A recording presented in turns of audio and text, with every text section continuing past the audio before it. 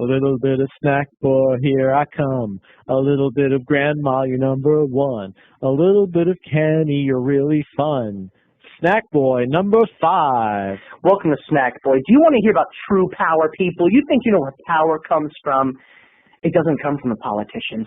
It doesn't come from the mafia. It doesn't come from Hollywood or the elite or the wealthy. If you want to find the true power, if you want to tap into the source of all those who can F you over, who can rough up your life, who can put you through hell and then put you back again, it is not the generals in the army, it is not the president, it is the school teachers. I know what you're doing, you're laughing at me. Oh, Snack Boy, you paranoid, delusional freak. You think school teachers have power. Ha! Their combined salaries can't pay for my car. Well, people, you don't understand. School teachers, they bond together like electrolytes. They form a circuit, an underground group. They are like, I think school teachers are what's behind Scully and the X-Files. That is where they should be searching, people. I learned this lesson the hard way. I was the victim of a network of dangerous teachers at Springbrook High School, and it all started with what? The simple act of laughter, the simple act of joy. Snack Boy, we don't understand you, man. We can't decode your snack today, dude. Well, here's what's going on. There I was in high school waiting outside for Carla to get out of her architecture class at Springbrook High School in 1990, and the doorway behind me was open. And in that classroom was Mr. Haberman and his computer class.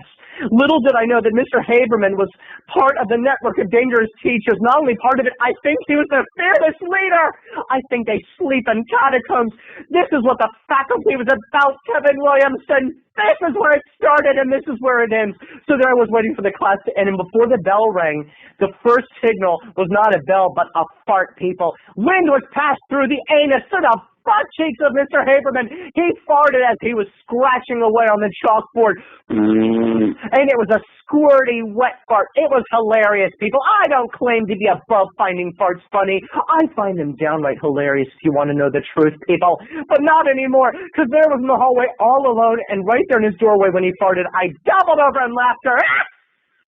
Like a little Bart Simpson. I didn't stop. I couldn't stop. And he started staring at me, and he got red, people. Red with anger.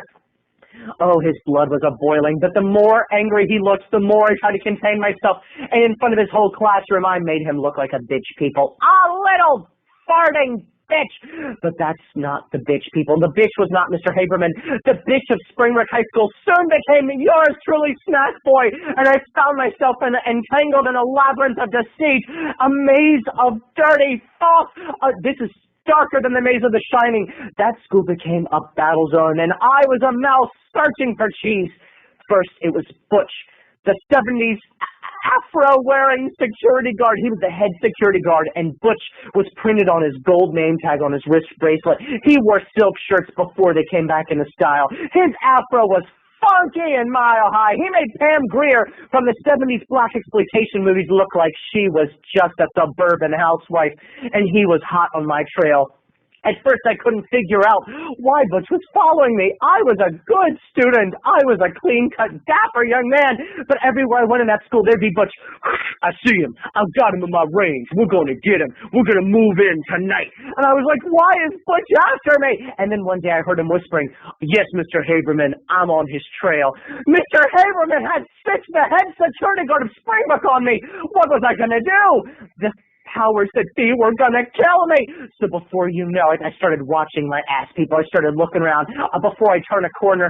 And other teachers too, art teachers that once were demure and drew pictures of cute little kitties soon became dark forces, and they were all linked together. I think they met in the teacher's lounge and started plotting their revenge.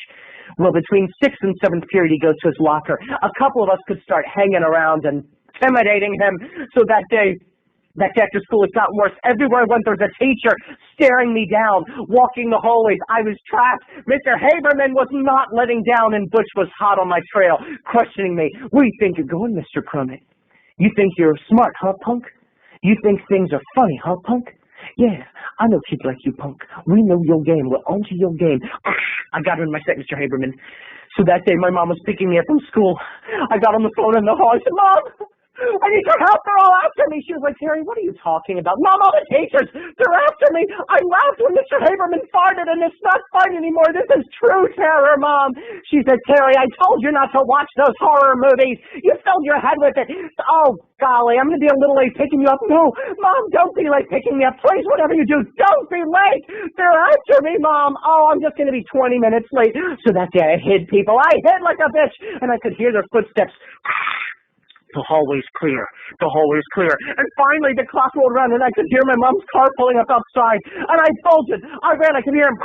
Stop running in the hallway. What are you doing? Demerit. Detention. Stop running. I could hear the footsteps of all the teachers after me. I felt like I was in the middle of Rosemary's Baby or The Matrix or something.